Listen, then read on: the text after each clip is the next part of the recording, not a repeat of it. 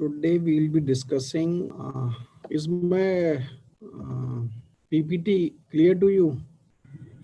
Yes, sir. Okay, this is understanding the economy, and through this slide, I have tried to put the different actors in the economy in a frame, right? So if you see this, this is government, and this is we, that is consumers, Reserve Bank of India, and monetary policy transmission, uh, and industry, and all these things. We'll be discussing all these things. So if you see in an economy, you will find that whatever policy the government is announcing with respect to the economy is basically said to be the fiscal policy, right? So the fiscal policy is basically telling you the expenditure and income of the government, right? So the major tool of the fiscal policy is the budget of the government of India. Fiscal policy is telling you what is the income, what is the expenditure of the government, and the major tool, if you are seeing on budget, is the major tool, is the major announcement which is telling you the expenditure and income of the government, right? Then comes this Reserve Bank of India. Reserve Bank of India is custodian of this monetary policy, right? Monetary policy in the sense that monetary policy is nothing but monetary policy is the supply of money. Monetary policy is supply of the money in the economy, right? So the Reserve Bank of India is announcing the monetary policy, and this monetary policy is passed on to the consumer. See, every policy is meant for we the people, right? And this monetary policy is announced. For example, if you see the Reserve Bank of India, the governor is coming on a bi-monthly basis with the monetary policy review, and they're announcing the policy, and it is meant for will you please not right now na present, actually it is creating problem for me. You can later on put it present your attendance, right? Hold on your attendance right now. So when RBI is announcing any monetary policy, then that monetary policy is effectively being passed on to the people, right? And this process of passing on to the passing of monetary policy uh, is referred to as monetary policy transmission. Monetary policy transmission, right? So government is announcing fiscal policy, and the major tool is budget. Reserve Bank of India is announcing monetary policy through which supply of money is controlled in the economy. Monetary policy is nothing but it is talking about supply of money in the economy, and it is passed on to the people. It is passed on to the people through financial intermediaries. Financial intermediaries are nothing but banks, which we see like SBI, Canara Bank, ICICI Bank, SDFC Bank. And the process of transmission of this monetary policy from RBI to the people is monetary policy transmission. Then comes this industry part. For example, you might have heard that capital market, SABI, like Sensex, what Sensex is going on, BSE, NSE. Basically, what happens that if you are a businessman and you want to start a company, then there are two options before you. One option is either you have borrowed the money, that is debt, right? You borrowed the money from any person, your friend, and the second option is you ask your friend to participate in your company through shareholding, right? So this capital market is providing you a platform. It is providing you a platform at which you can raise the money through any of the means, right? So capital market is the platform at which you can raise the money, and SEBI is the regulator. SEBI is a regulator which is regulating the functioning of this capital market, right? So RBI is the regulator of monetary policy. SEBI is regulating the capital market. while the government is taking care of the fiscal policy. And this financial intermediary or the bank is acting as a channel between Reserve Bank of India and the people through monetary policy transmission. This is the domestic circular flow of income and spending. This you will find in NCRT. It's in, I think, macroeconomic. See, in an economy, we are having three different entities. And through this PPT, the objective is that everything is being circulated, right? Everything is being circulated and the everything is passing from one person to another, nothing else. Only this is happening only in the economy. For example, if we see the relationship between a household and a firm is nothing but the industry, companies, right? So if you see these households, right? So you will see what household, what we people are doing. If we see our relationship with respect to the companies, what we will see that we are purchasing goods and services from the companies, right? And this is creating demand in the economy or to the firm. For example, you you purchase bread. For example, there is an economy. In that economy, there are, for example, 100 people, and in that economy, there is only factory of the bread. So in that economy, if we see the relationship of that factory and the people, you will see that people are creating demand of bread, right? And in lieu of, and what company is doing? This company will what how does this company function? This, for starting of the company, the industrialist first have purchased the land, right? Or land, either it has take the land on the rent or it has purchased the land. Secondly, it might have hired someone. Third, it might have borrowed the capital. And fourth, it might have used some manager to manage all those entrepreneur. So the company is paying for all these four factors. This we will discuss in the later slide. So company will be paying to the people who are in this economy. I discussed that there are 100 people in the economy and they are creating demand of bread, and the company is hiring, is taking land of these 100 people, either of the 100 people. The company has hired 20 persons from this 100 economy, and the company has taken capital from these people itself, and company has hired managers from these 100 people, right? That means these people created demand and give money to the company to purchase bread. On the other hand, this company is paying these people in the form of wages, dividends, interest, and your profits, right?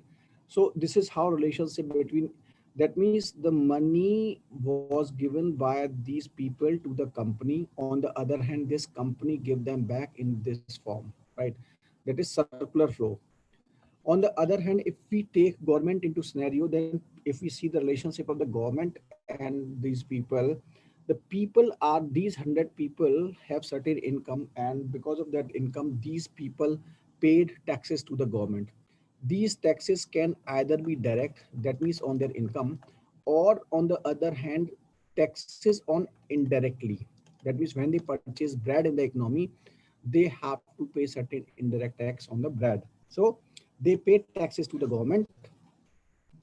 On the other hand, this government, because in a welfare state, what government is doing, government is taking care of the poor people. In the 100 people of economy, there might be 20 or 30 people who might be very poor. So for these 20 to 30 people, government will be arranging basic facility like education, health, and creating employment opportunities like Narega. So this is how government is taking taxes on one hand, while it is giving money back in the form of social transfer on the other hand. If we see the relationship between government and this firm, we will see that government has to borrow, government has to purchase from the firm, right? Because if the government is undertaking any infrastructure project, then government has to purchase cement, steel from the companies. On the other hand, the firms are paying back government in the form of taxes, right? So this is a circular flow of income and spending, which shows that the money is circulating between the different actors in the economy, right? So money, and ideally in an economy, the money should circulate. Okay? If talking about Adam Smith, who was the father of economy, he used to say that the money should circulate. Money should, वो हिंदी में बोलते हैं पैसा घिसना चाहिए, घिसना in the sense that it should change pockets, it should change pocket, it should change hands. Yani it should circulate. It should circulate. The more and more the money is circulating, the more and more is the activity in the economy taking place. So this is how the domestic circular flow of income and spending. Factors of production, very important thing. This is basically the geography students might be knowing better. When if you want to start any company, right? So in this example, in this picture, I have taken the example of a farmer. If you want to start agriculture related business, so what will you do? First, you will purchase land, right? Even if you take any other example of any factory, if you want to start any company or factory, you will need land, space. Then what happened? You will need some labor to be hired to carry out all these jobs. You will not do the manual jobs, right? So you will hire labor. In this example, this labor is being hired by the owner, right? Then third is you need capital. You need money to purchase for the investment. You, in this case, the farmer has purchased the tractor. In case of starting of a factory, you need machines and all these things. That means capital. And in the fourth case, you need certain entrepreneur. That means who will organize all these things. Labor will not organize; they will only do the manual jobs. So the fourth part is entrepreneur, who will execute all these things, organize all these things by applying their entrepreneurship, right? So these are four things. Entrepreneurship. These are four things which are acting as an input, and these inputs are necessary for creating any goods and services. So these are said to be the factors of production. So these are fixed. These factors of, we are having four factors of production, and these are basically the inputs. The keyword is inputs that are needed for the creation of goods and services, right? Then, if we see the factor of production and their reward, factor rewards, that means factor rewards means what is the uh, reference of that thing. That means if we talk about land, so land means that if you have taken land, for example, you have taken land, you have you have taken land on rent. Then in lieu of that land, you will pay rental income to the owner of the land. This will be the factor reward. That means this land is the one of the factor of production, and in lieu of that factor of production, the individual or the businessman will be paying rental income to the owners of land. Then come labor. If you have hired labor, then in that reference you have to pay him wages or salaries, right? In the third case, capital. If you are hiring capital means you have borrowed the capital, because you will go to the bank and ask the bank to give you the loan. Then in lieu of that loan or the capital, you have to pay the interest. Fourth is enterprise. Enterprise means you are using your skill to promote your business. And more you are enterprising, the more and more will be their profit. It will be only your enterprise which will decide the profits in the company. If you are more skillful, if you are more innovative, then your profits will rise. So these are the four factors of production, and this is fixed, right? It will be repeated again and again in the discussions. So uh, mug up them that land, labor, capital, and enterprise are four factors of production. So this is business cycle. Business cycle we will discuss because nowadays we are hearing a number of terms related to the business cycle. See, business cycle, basically every economy across the world in totality or country wise individually has to pass through this cycle. That means ups and downs. It's like the life, as the life ups and downs are going in the life. The similar goes with this, that economies are going through ups and downs, and it has been defined like a sine wave, right? So this is expansion. This is expansion. It's the phase of the business cycle where real GDP grows for a specified time frame. This period is typically accompanied by a rise in employment, growth, and investment. Now, see, expansion means here business cycle. We should be clear that we are referring to the growth rate in GDP. How you will know that the economy is growing? The only parameter which is telling us that the economy is growing is GDP growth rate. GDP growth rate, right? So expansion means this growth rate is consistent. That means at this point of time, GDP growth rate is what, for example, 4. At this point of time, it was 5. And at this point of time, it was 6. Right. Now, at peak, it might be 7. At peak, it might be 7. Now, when it was expansion, that means GDP growth rates were consistently increasing. On the other hand, recession means that this growth rate started decreasing from 7. It will be here 6, it will be here 5, it will be here 4. Now, one thing you have to keep it in mind, that growth rate had started decreasing in relation to the previous quarter. This is very important to understand. Here, growth is not negative. Growth is still there, right? Reminded growth, it's still there. Here it is 6%, it is 5%, it is 4%. It's not like that the growth is not there because it's still in the positive zone. But here we are talking in reference to the previous quarter. That is relative. Is a relativity, right? So here it was 6, then it becomes 5. It becomes, for example, 4 here. Here it is till this point, it's still positive, right? But from peak onwards, it has reduced with respect to the previous, from 7 to 6, 6 to 5, 5 to 4. So peak in the economy is that point of time in the economy when GDP growth rate is at its highest point, right? Now, when there is growth rate has touched 0, growth rate has touched 0, and now it has entered in the negative zone, right? Negative zone means now this is the peak of negative, that is -7, right? And this is, for example, -4, -5, -6. That means not only the growth rate is decreasing, but the growth rate is also negative, right? So this is depression. This is depression.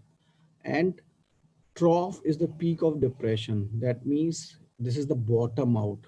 Now onwards, the economy will only grow. This is the maximum negative peak. That means the economy is at its lowest, right? So recession, it's a significant decline. And most important, one thing, what are the implication of this recession and this expansion?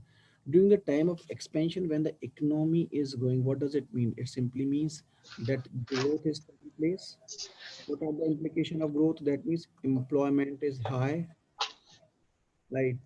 And growth simply means there is huge liquidity in the market. Liquidity means huge investments in the market, huge investment in the market. So recession means this phase, Please mute yourself, whosoever is right. It's a significant decline in economic activity is reflected through reduction in GDP growth, right? Reduction in GDP growth, increase in unemployment rate, decrease in demand. Please mute yourself, who is then. Then comes depression.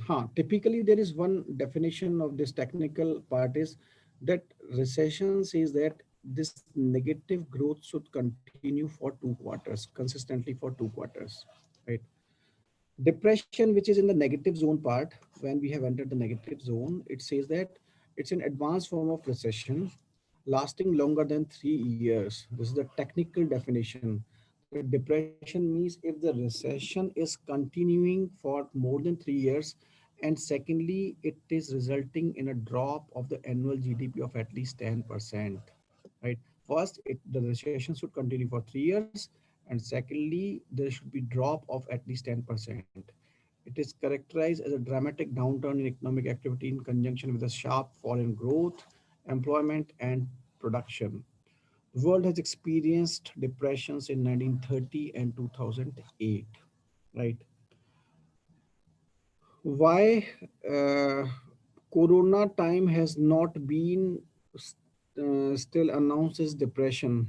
It's recession, but not depression till now. Any idea? Sir, it's not 3 years. It's not been 3 years yet. Actually, right. Good.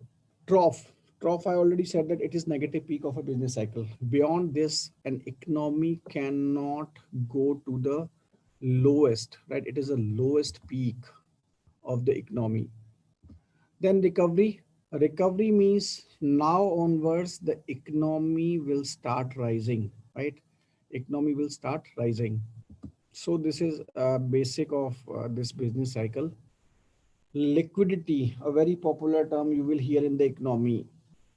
Liquidity simply means it's like liquid. Liquid can take any form. If we talk in scientific terms, liquid, solid, liquid, gas, liquid can take any form. So in terms of economy, we in the economy we are referring everything with reference to the cash, right? In Indian context, it's rupee.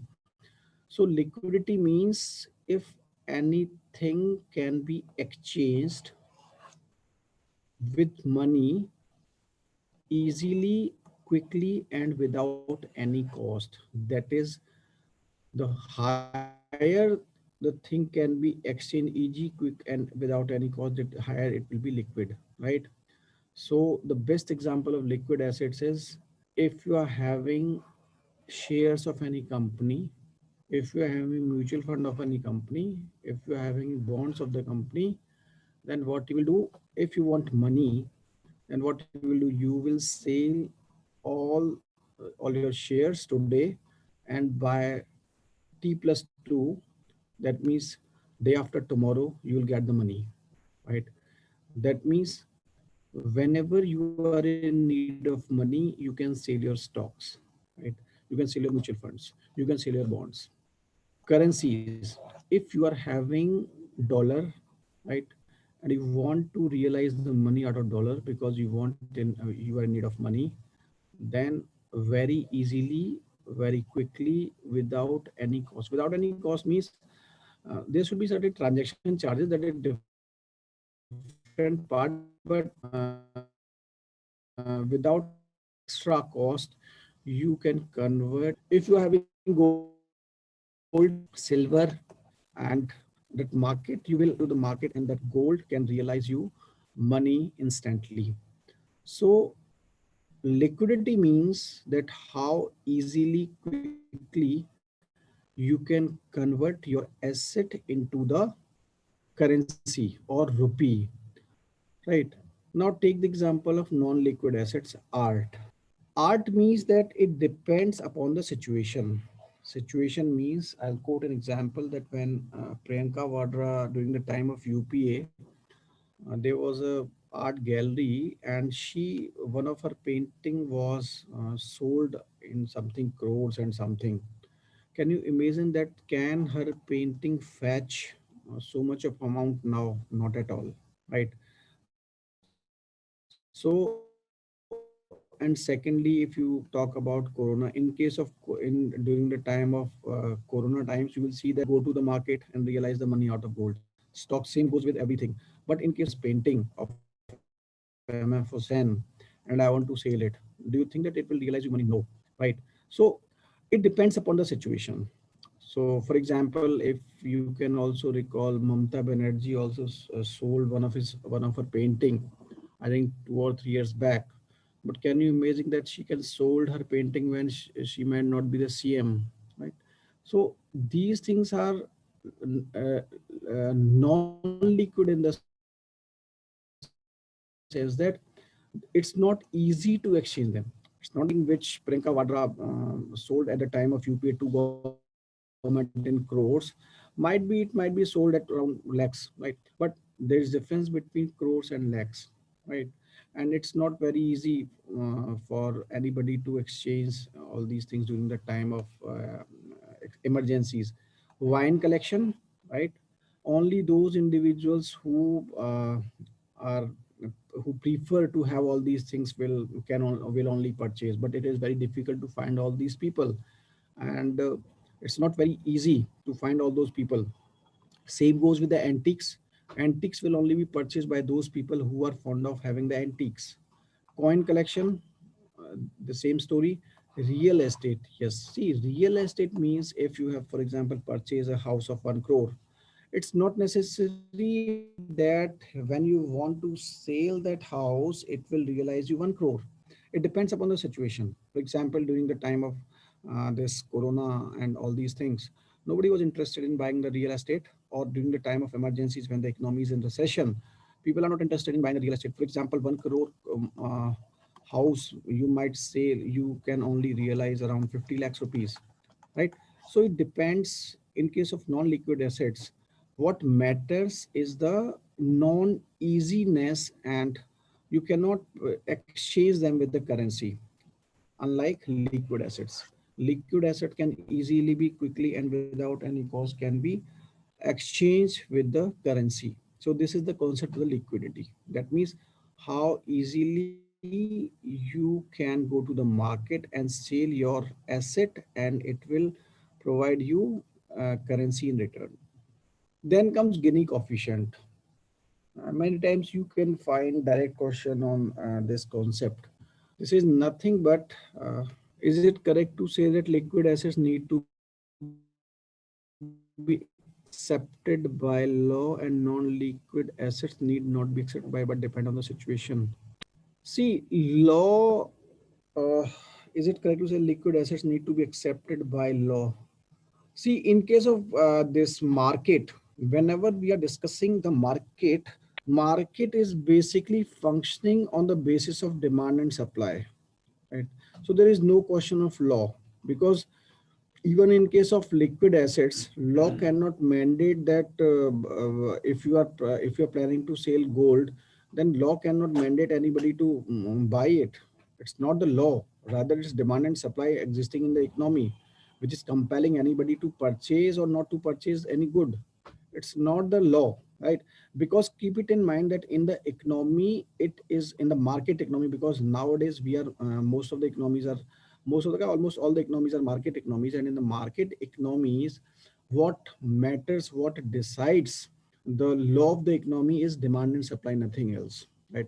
Government cannot directly ask anybody to purchase gold or not, right? It's not the government or law, right? I think it's clear. So it's the demand and supply, right? If you see all these things, if you see all these things, I am just talking in reference of demand and supply. Why it is liquid? Because there is demand of all these things. I say that real estate, if the economy is booming, then might be 1 crore house will be you can fetch 2 crores, right? So it's a demand and supply which is deciding all these things. See, the issue is, if you talk about the clear is if you see this recession, this corona times, in case of this corona, what happens that it was observed that people were interested, people purchased plots, right? But that is okay that people are purchasing, but we are referring here to the public, general public, right? Who is interested in buying the land right now? What we are seeing in recession, people are buying land, but those section of the society is very less, right? At least 1 or 2% people are interested in doing that, or zero point 0.5, but that is not a general. See, whenever we are talking, there are two things: generalized statement and an exception.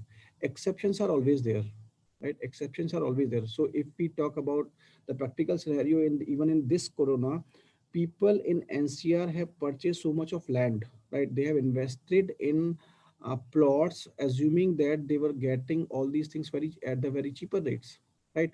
So what does it mean that people? But it's not a general rule. In case of recession, what does the recession mean? Recession means that the people are losing job, people are not having employment.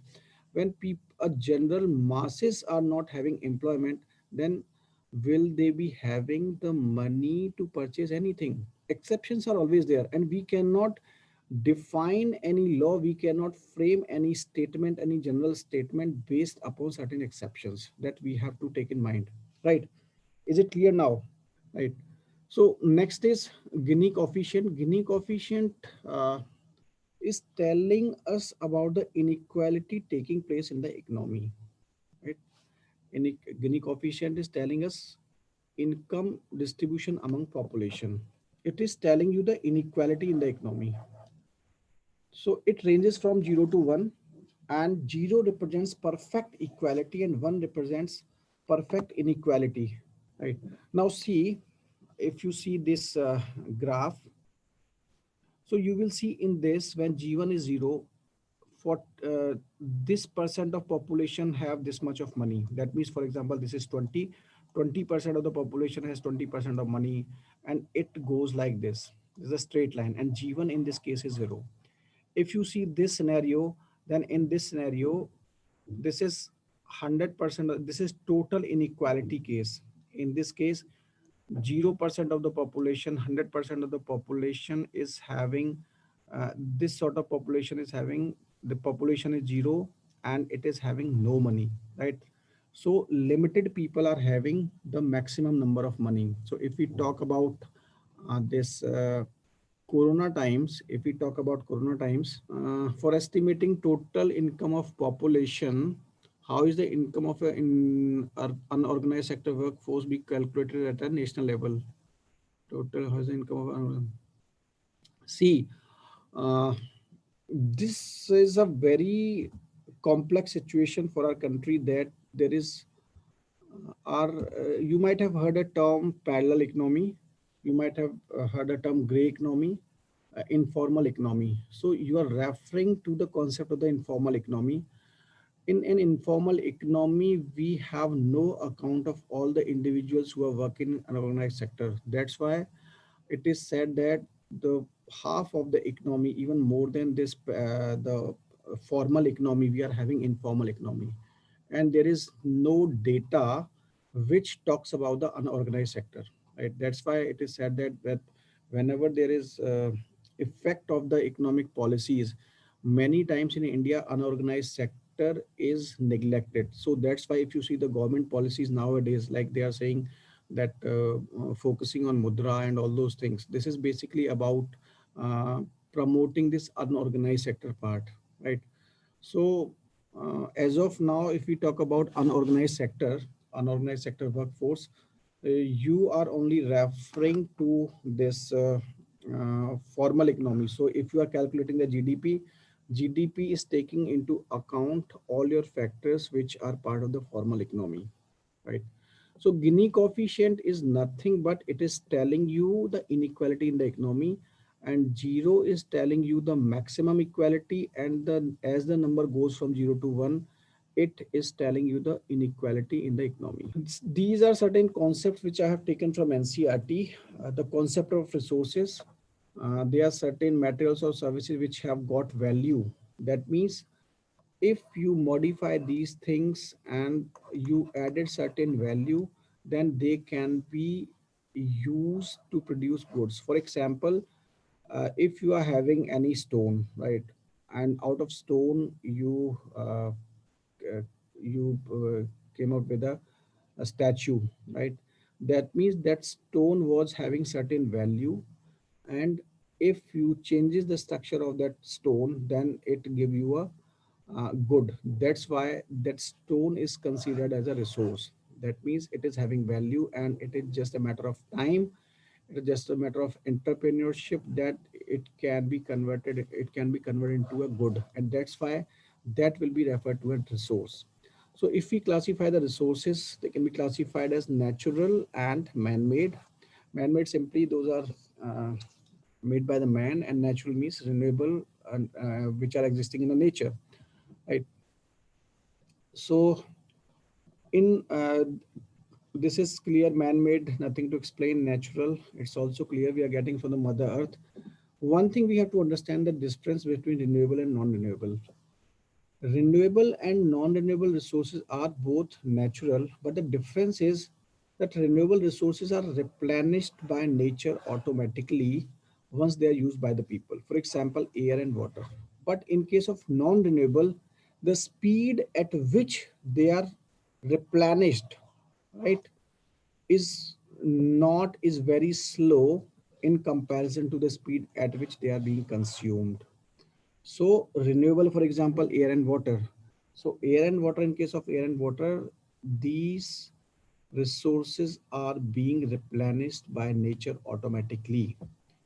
And this speed of replenishment is uh, equal or more than the speed at which they are being consumed by the people.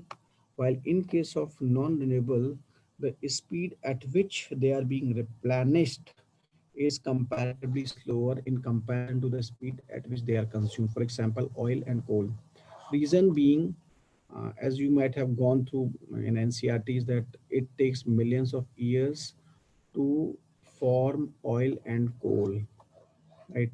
While this air and water, it took certain processes to replenish all these things. But if you take the present context, then you will realize um, that these resources which are said to be renewable are getting exhausted, right? So if you see, if you take the example of Chennai, it has been declared that it is having zero groundwater table, and it is being anticipated that by 2025 Delhi will be declared as zero groundwater table.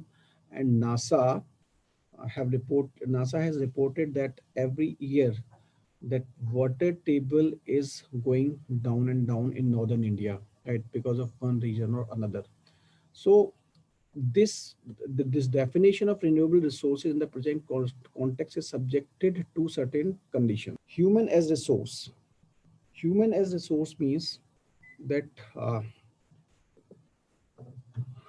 um, see, this we have to understand with an example. For example, if in your locality you might have certain people, if you're in a neighborhood, you might find certain people who are always creating, who are engaged in illegal activities, and who are creating negativity to the society, right?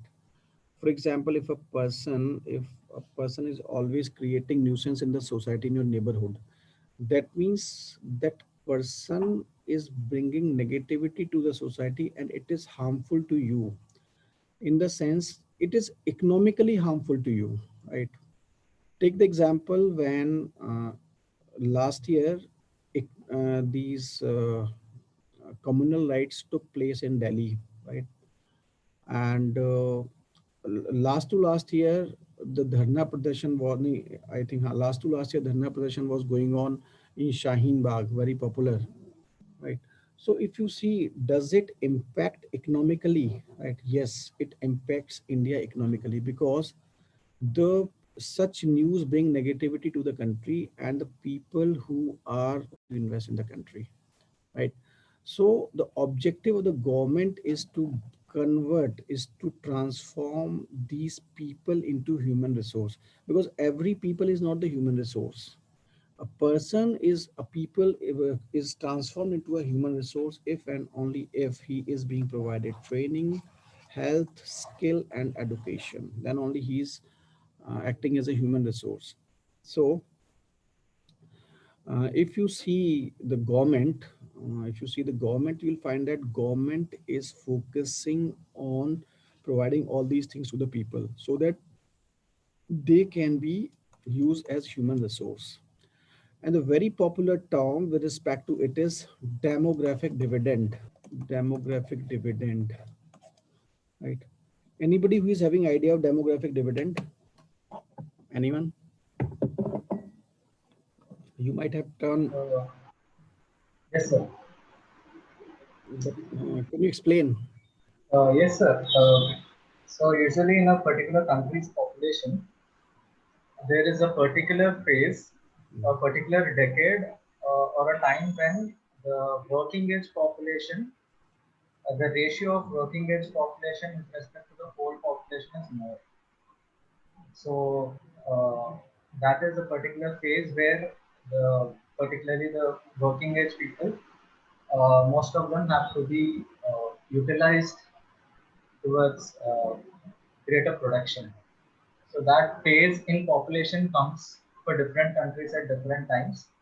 But to what extent would that country make use of it in terms of giving its working population highest rate of employment? So that is about demographic dividend. Correct.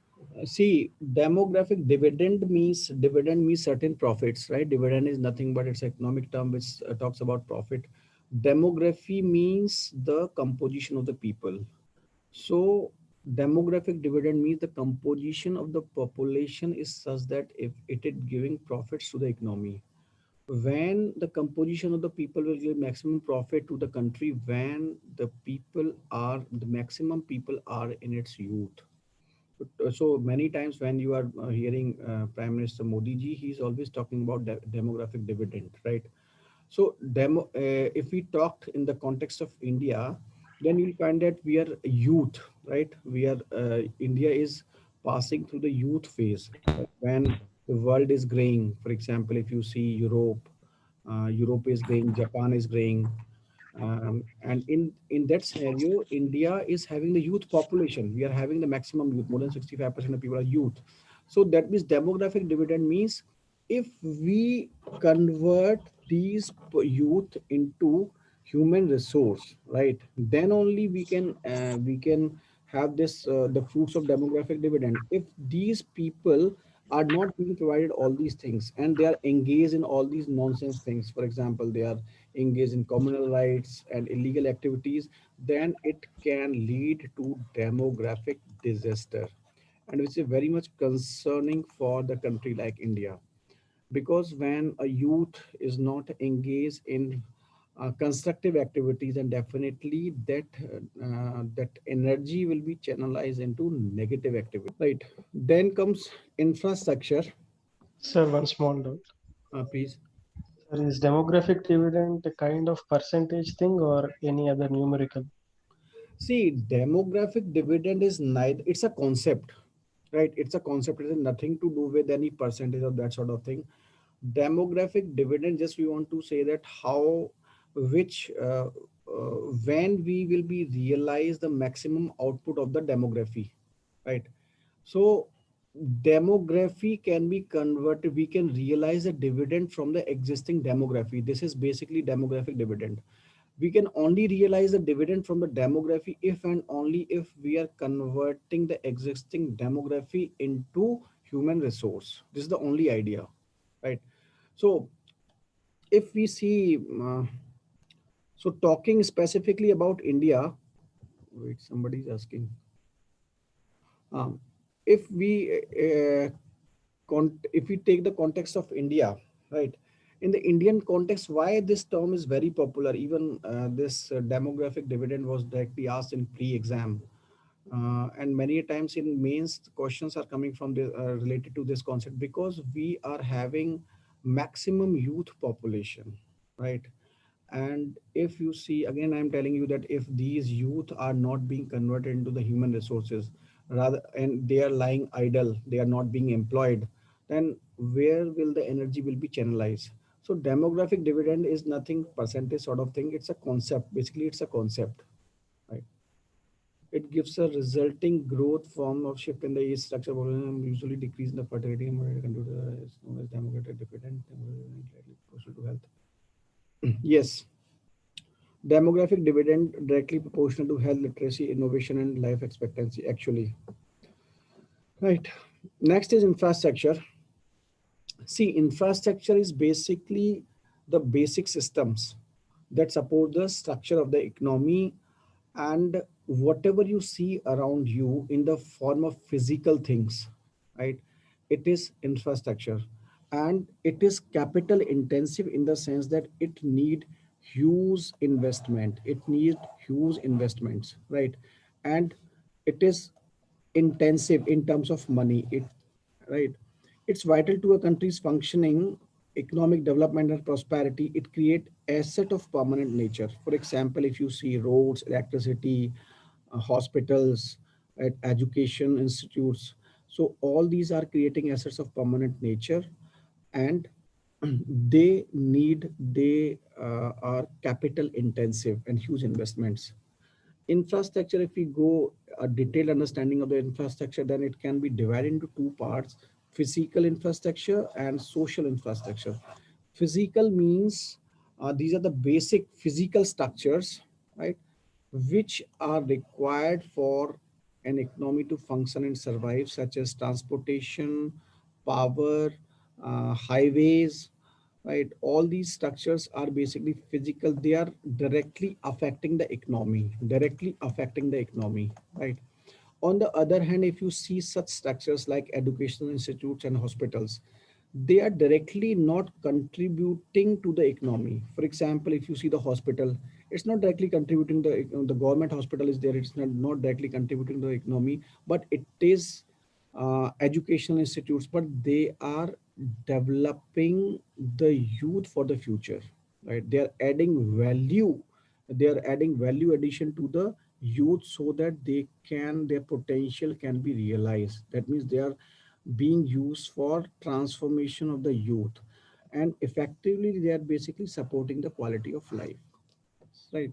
So these are the foundational structures that support the quality of life, and it includes any infrastructure that goes beyond providing basic economic function. They are not directly affecting the basic economic functions, rather they are indirectly affecting them, right? Indirectly affecting them, and they are basically uh, they are having a future perspective, right? The next term is non-performing asset.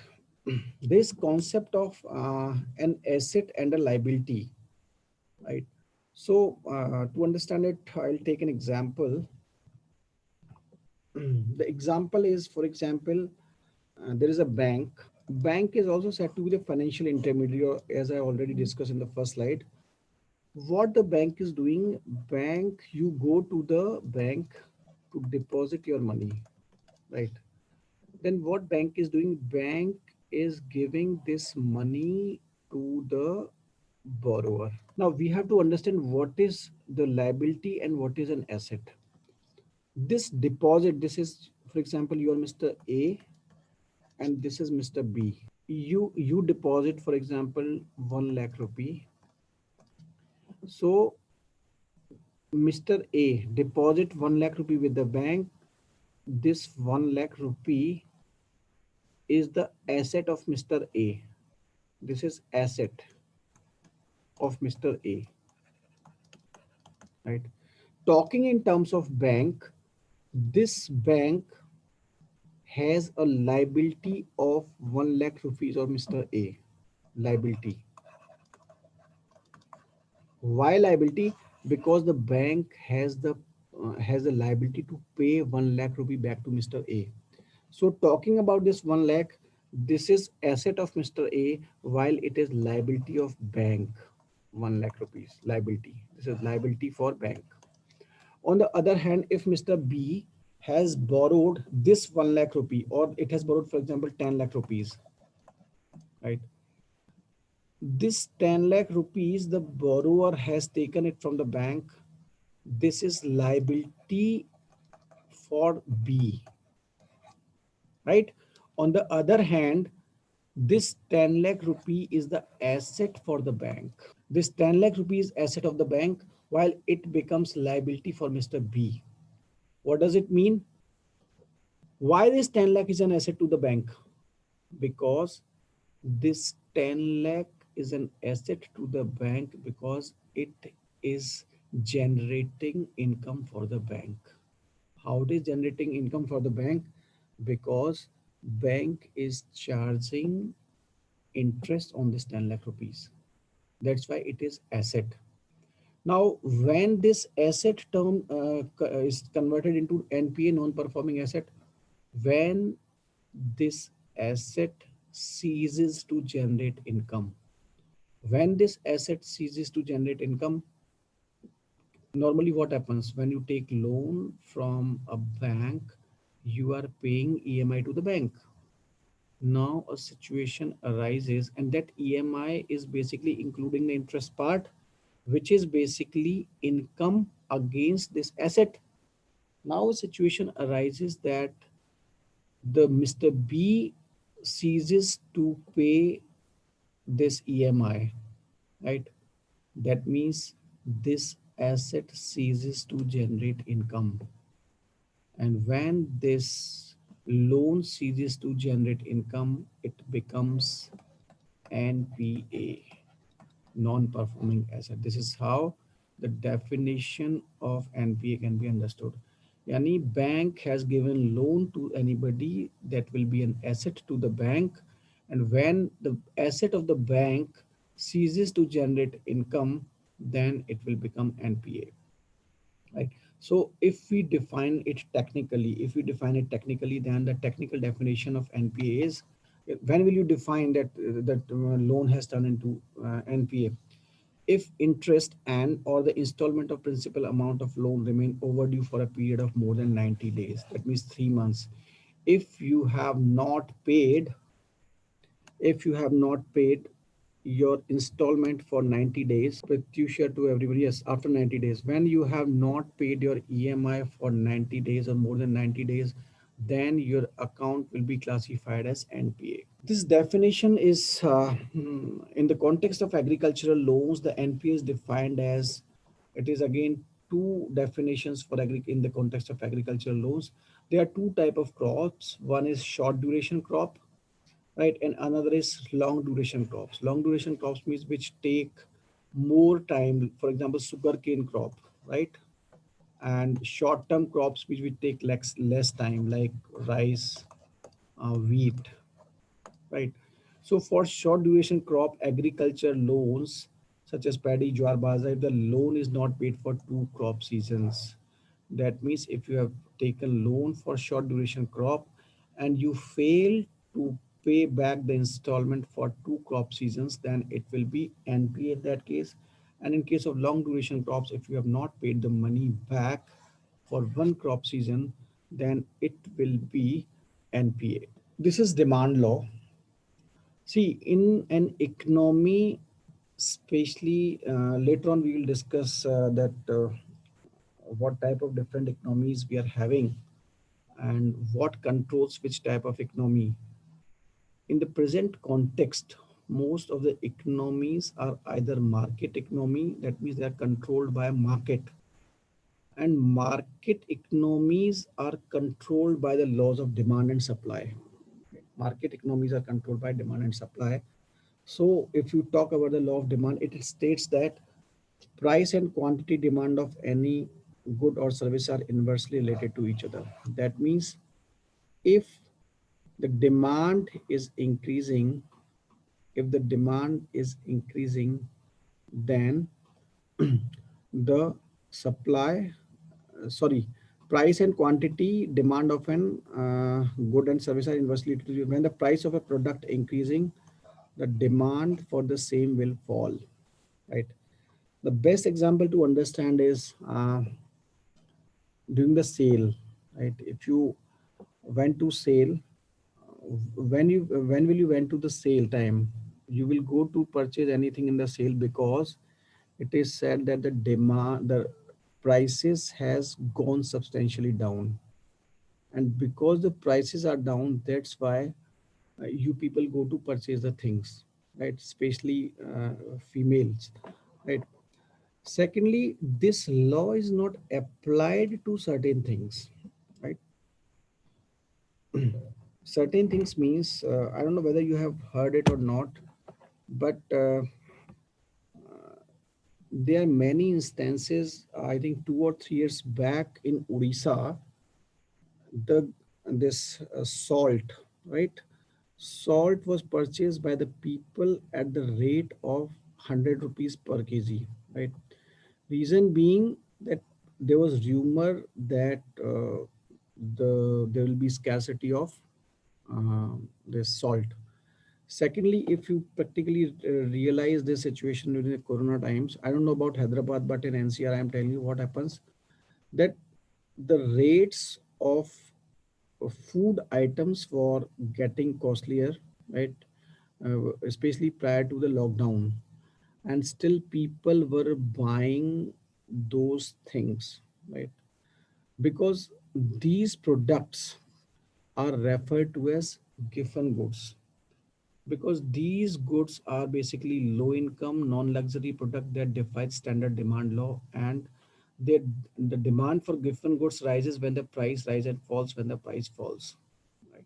So the basic things which we use on a day-to-day basis, especially food items, are categorized as giffen good, and their demand increases even after there is increase in the prices, right? So they defy the general demand law. Sir, excuse me. Please. Sorry to interrupt.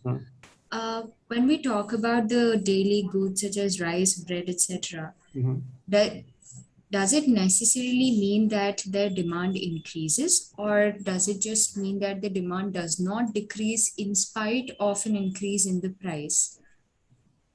Sorry, I didn't get you. So the rice, bread, etc., the things that we consume every day, especially when it comes to food, Okay. uh, it's it's necessary that we consume them every day.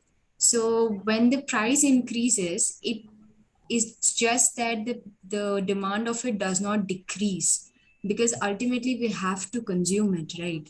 Right. So is there a difference between, yeah, exactly, like Lakshmi Priya Kasi, thank you, is saying the demand is constant no matter the increase in the price or decrease in the price. So does that make it a giffen good? Because it particularly defines the word saying that the demand increases as the prices also increase. See, demand is increasing because it's basically telling you the human tendency, human psyche, right? What the giffen goods are basically telling you the human psyche. Reason being, human psyche is a PP kit giffen good, right? We'll talk it. See, Giffen good is basically telling you the human psychology, human tendency, because man is anticipating that I will need this money at any cost, right? Because they cannot survive without these things.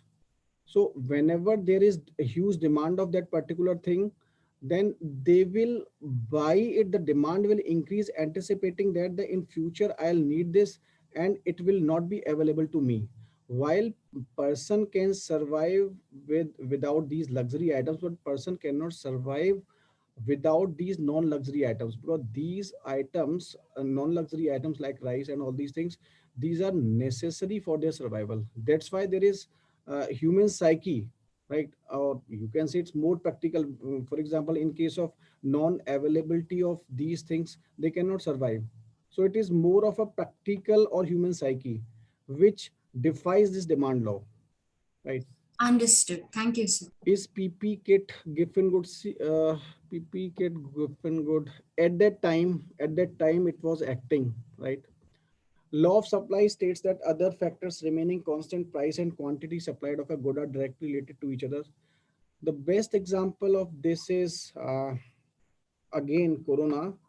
If you see in the Corona times, every only 2 or 3 things were being supplied by the manufacturers. First, FMCG items, and secondly, pharma. Besides that, all manufacturers had shut down their shutters. especially auto sector, right?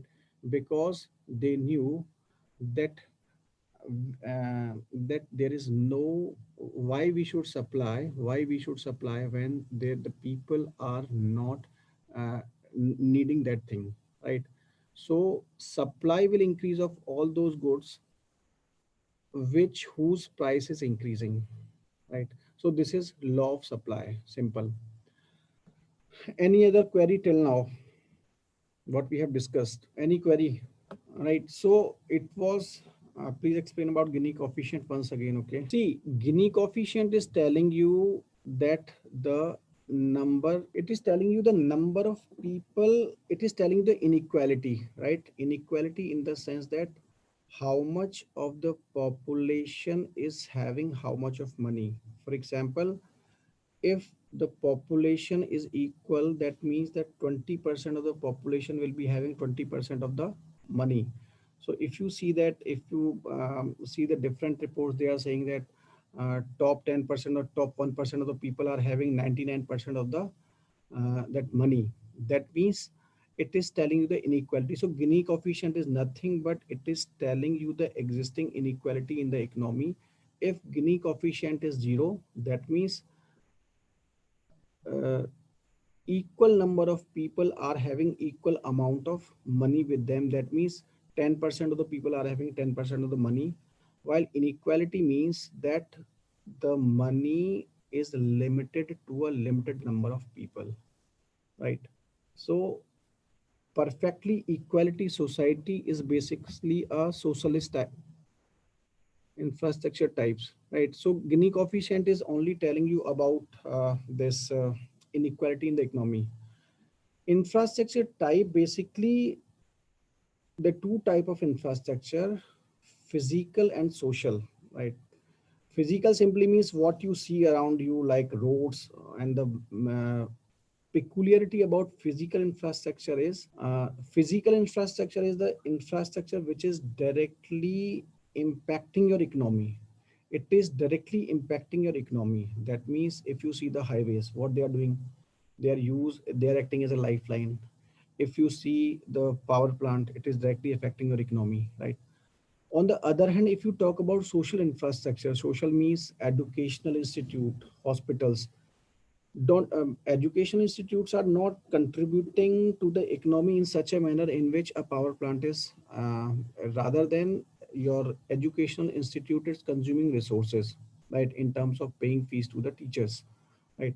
But if you see in the long term, the value addition by those institutes, that is for the long run. So social infrastructure is adding value to the people, right? In the sense that it will be helpful in the coming future, while physical infrastructure is directly affecting your economy. Please explain about the relation between if price increases, the supplies increase with an example. See, price increases, the supplies increases. Simple is uh, when how will a supplier or the manufacturer will be motivated to produce more? When the manufacturer will be motivated to produce more, he will be motivated to produce more and more if and only if when the cost is getting more and more. Cost means the the prices of anything is getting more and more. Why the companies were producing more pharmaceutical during the time of corona? Because the cost of medicines was increasing, right? You are not getting, if you talk about these injection, all those things, these were being, prior to that nobody was producing, or nobody was producing all those things. But during that time they were being supplied by the manufacturers, because the cost of those medicines were increasing because it was in demand. So can we include technology as one of the inputs and factors of production? See, factors of production is constant. If you talk about technology, technology can be a part of entrepreneurship. When there is an entrepreneur, then he can use technology. For example, if the best example is, if we take the example of, have you heard the name of Prashant Kishore? Prashant Kishore. Uh, see, Yes, sir. सुना है ना? Prashant Kishor means, see, he is, if I take that he's having a firm. If he starts something, then I am saying that he's acting as an entrepreneur. But if you see, he is taking the benefit of the technology. What he is doing, he is just manipulating the things by using the data, right? And that data is basically having the base of technology. So that technology is basically an integral part of that entrepreneurship. So it's integral to the entrepreneurship part. Separately, there's no need to keep it separate. So increase in cost corresponding to demand, right? So increase in cost, that increase in supply correspondent to increase in purchasing price, right? Explain demand law. Demand law means, if you see the demand law, what is demand law saying? Demand law is simply saying that demand is inversely proportional to the cost. Simple means, if you want to purchase car, right, and you plan to purchase car, and there the rates of the car manufacturer is saying that you can avail the benefit by 31st of July, right? Like Hyundai was saying right now. People try to buy that car by 31st of July. Why?